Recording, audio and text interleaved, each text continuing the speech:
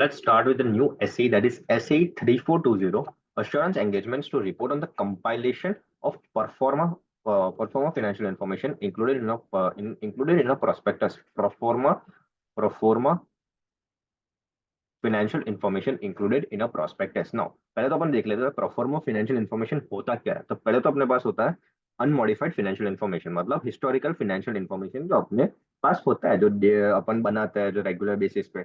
अब आईपीओ लाना है। अब आईपीओ लाने के लिए थोड़े दिन है, मतलब 30 दिन के बाद आईपीओ आने वाला है, 30 डेज के बाद आईपीओ आने वाला है।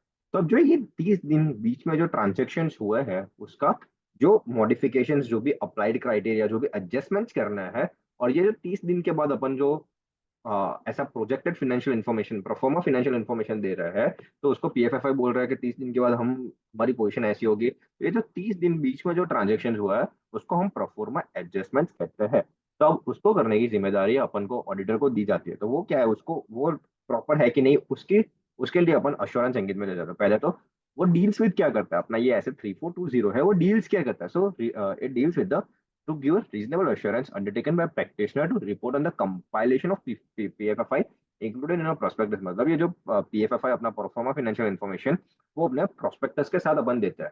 It applies when it is required by the securities law. मतलब ये इन्फॉर्मेशन सिक्योरिटीज लॉ बोलती है कि भाई दो, तो देने की जरूरत पड़ती है ना। पीएफएफआई क्या होता है? सो PFFI refers to the financial information shown with adjustments to illustrate the impact of transaction on the unadjusted financial information as if the transaction had been undertaken at the earlier date। तो जो मैंने बोला कि पीएफएफआई क्या होता है कि financial information shown with adjustment, तो financial information shown with the adjustments to illustrate the impact of the transaction on unadjusted financial information as if transaction had been taken at the earlier date। तो मतलब वही है कि unadjusted financial information में अपन अगर pro forma adjustments करते हैं तो उसको पीएफएफआई बोलते हैं।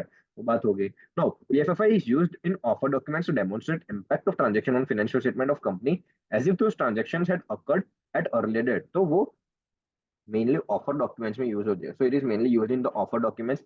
फिर purpose of PFFI is solely to illustrate the impact of significant transactions on unadjusted financial information as if the transaction had been undertaken at a earlier date. तो वो अर्लियर डेट पे अगर अंडरटेक होता तो क्या क्या इम्पैक्ट होता, तो वही है। So it is use to illustrate the impact of significant transactions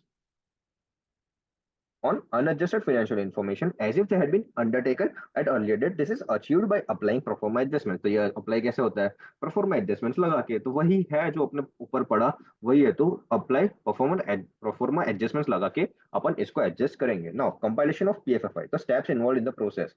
तो पहले तो अपने तीन चीज है। पहले तो अनमॉडिफाइड फाइनेंशियल इन्फॉर्मेशन है, तो अनएडजस्टेड फाइनेंशियल इन्फॉर्मेशन है, तो उसका सोर्स पहले ढूंढ लो। तो source of unadjusted financial information वो बराबर है कि नहीं, and extracting unadjusted financial information from the source. फिर प्रोफॉर्मा एडजस्टमेंट, जो अपने एडजस्टमेंट्स बनाएंगे, पहले तो अपने ऊपर देखा जो एडजस्टमेंट्स बनाएंगे, तो making pro forma adjustments to unadjusted steps है, ये आंसर है स्टेप्स। स्टेप्स इन्वॉल्व, तो कौन कौन से स्टेप्स इन्वॉल्व है वो है। तो पहले तो अनएडजस्टेड फाइनेंशियल इन्फॉर्मेशन का सोर्स देख लो, फिर एडजस्टमेंट्स प्रॉपर हुए कि नहीं वो देख लो, फिर प्रेजेंटिंग द पीएफएफआई, जो पीएफएफआई है उसको प्रेजेंट कर लो,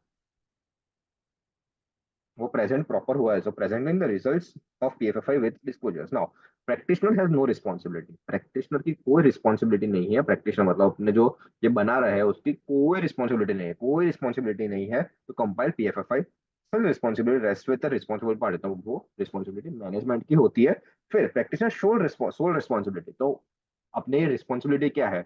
रिस्पॉन्सिबिलिटी क्या है? तो रिस्पॉन्सिबिलिटी है तो just give a reasonable assurance. तो अपने ऊपर देखा था डील्स विद क्या करता है, ये स्टैंडर्ड डील्स किस बात से करता है? तो reasonable assurance undertaken by principal to report on the compilation. मतलब जो मैनेजमेंट ने कंपाइलेशन करके दिया है वो प्रॉपर है कि नहीं, उस वही अपनी जिम्मेदारी है।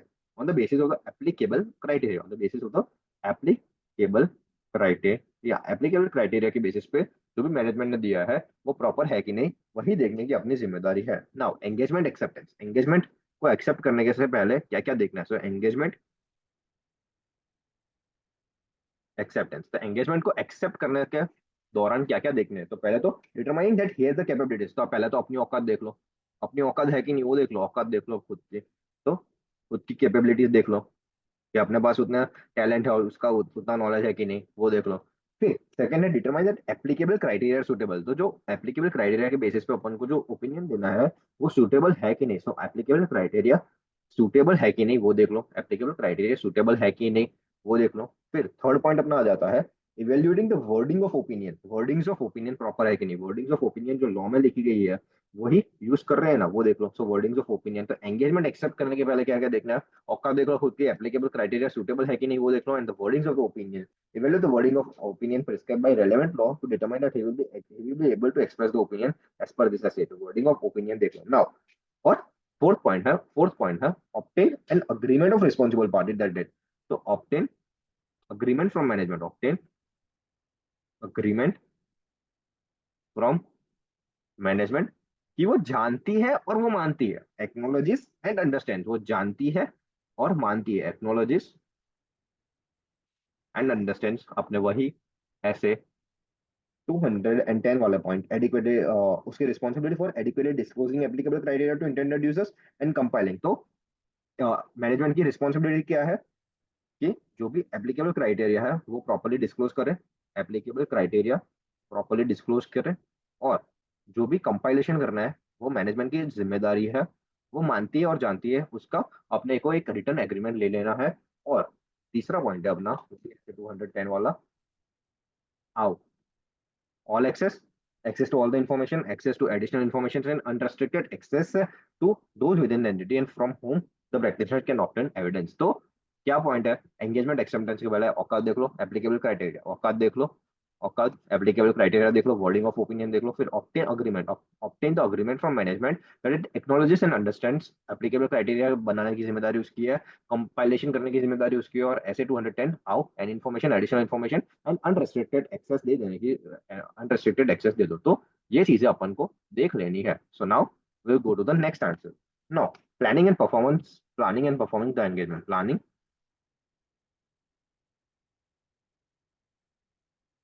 And performing the engagement, the planning and performing the engagement में क्या क्या पॉइंट्स है वो देख लेते हैं। Planning and performing the engagement, in planning and performing the engagement practitioner shall क्या क्या चीजें उसको चेक करनी पड़ती है। तो पहले अपने जो एकदम इजी इजी पॉइंट्स है वो देख लेते हैं। पहले तो अपने एप्लीकेबल क्राइटेरिया अपने ऊपर देखा कि एप्लीकेबल क्राइटेरिया डिस्क्लोज करना है, वो देख लो तो एप्लीकेबल क्राइटेरिया प्रॉपर है कि नहीं। फिर देख लो source of unadjusted financial information, जो सोर्स है वो प्रॉपर है कि नहीं। फिर देख लो अपना जो प्रेजेंटेशन किया है, प्रेजेंटेशन ऑफ पीएफएफआई वो प्रॉपर है कि नहीं, इतना देख लो। फिर अपना बीच में क्या एडजस्टमेंट्स वाला पॉइंट था, तो एडजस्टमेंट्स क्या, तो obtain evidence about appropriateness of adjustments के लिए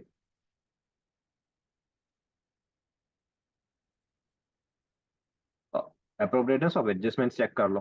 तो ये पॉइंट तो एकदम इजी था, ये चार पॉइंट तो एकदम फालतू, एकदम इजी, मतलब एकदम इजी, ऊपर जितना पड़ा उसके बेसिस पे ही अपन कर सकते हैं कि क्या क्या चेक करना था। पहले तो एप्लीकेबल क्राइटेरिया सूटेबल है कि नहीं, एप्लीकेबल क्राइटेरिया सूटेबल है कि नहीं वो देख लो। फिर sources of unadjusted financial information देख लो। फिर प्रेजेंटेशन ऑफ पीएफएफआई देख लो and the appropriateness of adjustments देख लो। फिर फिर अपने क्या क्या देखेंगे, तो फिर अपने देखेंगे जो अपने अग्रीमेंट दिया, तो रिटर्न रिप्रेजेंटेशन जो मैनेजमेंट ने दिया था वो देख लो, रिटर्न रिप्रेजेंटेशन फ्रॉम मैनेजमेंट वो प्रॉपरली देख लो। फिर क्या देखना है, फिर अपने को ऐसे 320 मटीरियलिटी देखना है, मटीरियलिटी सेट करनी है। तो consider the materiality for evaluating whether PFFI has been complied on basis of applicable criteria, वो देख लो बस। And understanding how the responsibility has compiled, तो वो भी एक देख लो कि जो मैनेजमेंट ने कंपाइल किया है, जो कंपाइलेशन किया है वो प्रॉपर है कि नहीं। तो बस ऊपर ये जितने भी पॉइंट्स पड़े ना उसका एक समराइज फॉर्म में लिखना है कि एप्लीकेबल क्राइटेरिया प्रॉपर है कि नहीं देख लो, source of financial presentation proper है, appropriateness of adjustments, return representation जो लिया है वो प्रॉपर है कि नहीं, एंड ऐसे 320 मटीरियलिटी देख लो, और कंपाइलेशन जो मैनेजमेंट ने किया है वो प्रॉपर है कि नहीं। तो ऊपर के जितने भी पॉइंट पड़े वो planning and performing the engagement में डाल देना है in this SA. Now we will move to the opinion. Opinion में क्या है, तो ओपिनियन में आ जाते हैं अपन। ओपिनियन, अब ओपिनियन में क्या है, सो पहले तो दो टाइप के ओपिनियन दे सकते हैं, unmodified opinion and the modified opinion, unmodified and the modified opinion. अब अनमॉडिफाइड ओपिनियन जो है, so practitioner shall express an unmodified opinion when practitioner concludes that PFFI has been compiled by the responsible party on the basis of applicable criteria।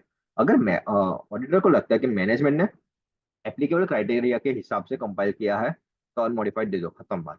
अगर auditor को ऐसा लग रहा है, reasonable assurance मिल गया कि मैनेजमेंट ने एप्लीकेबल क्राइटेरिया के हिसाब से कंपाइल किया है अपने इन्फॉर्मेशन को, तो बात खत्म, अनमॉडिफाइड ओपिनियन दे दो। अगर मॉडिफाइड ओपिनियन है, so if law and regulation permits publication of prospectus containing modified opinion, अगर लॉ एंड रेगुलेशन परमिट करता है, अगर लॉ एंड रेगुलेशन परमिट करता है publication of prospectus containing modified opinion regarding PFFI, in practice determines that, अगर practice अब और इसके अलावा प्रैक्टिशनर डिटरमाइन करता है कि मॉडिफाइड ओपिनियन देना जरूरी है, मॉडिफाइड अप्रोप्रिएट इज नेसेसरी, तो मॉडिफाई कर लो, तो मॉडिफाई कर लो, तो मॉडिफाई ओपिनियन कर लो।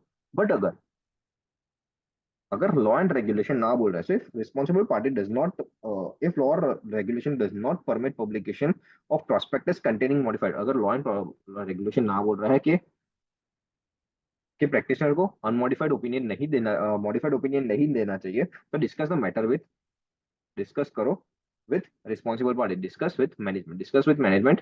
रिस्पॉन्सिबल पार्टी इधर मैनेजमेंट होता है, तो डिस्कस विद द मैनेजमेंट। अगर वो कोई भी चेंजेस नहीं करती, अगर वो ना बोल देते हैं चेंजेस का, तो फिर विड्रॉ करने का बात कर लो, सीधा विड्रॉ करने की बात कर लो, खत्म होगी ओपिनियन की बात। नाउ रिपोर्ट, रिपोर्ट में ना सिर्फ एक ही पॉइंट थोड़ा इंपॉर्टेंट है, इंपॉर्टेंट भी नहीं बोलेंगे, तो रिपोर्ट में क्या क्या चीजें आएगी वो देख लेते हैं। तो रिपोर्ट, तो रिपोर्ट में जो बाकी जो सिमिलर पॉइंट्स है तो वो तो ठीक ही है, बट यहाँ पे एक इंट्रोडक्टरी पैराग्राफ डालना पड़ेगा। सो इंट्रोडक्टरी पैरा डालना पड़ेगा, और इंट्रोडक्टरी पैरा में क्या क्या देखना है, दैट पैराग्राफ दैट आइडेंटिफाई, जो भी ऊपर आपने जो समराइज किया ना वही देख देना है। तो आइडेंटिफाई पीएफएफआई, वो लिख लो। फिर source, source of unadjusted financial information, वो देख लो। फिर पीरियड कवर्ड, वो लिख दो, इंट्रो पैराग्राफ में पीरियड कवर्ड वो लिख दो। फिर the reference to the applicable criteria, तो एप्लीकेबल क्राइटेरिया का रेफरेंस दे दो, बस वही जो बेसिक पॉइंट्स अपने वही है, applicable criteria on the basis of which the compilation have been perform. तो इंट्रोडक्टरी पैराग्राफ में इतनी सब चीजें लिख देनी है, तो इंट्रोडक्टरी पैराग्राफ भी अपना खत्म हो गया। And with this we complete SA 3420 assurance engagements to report on the compilation of pro forma financial information included in a prospectus।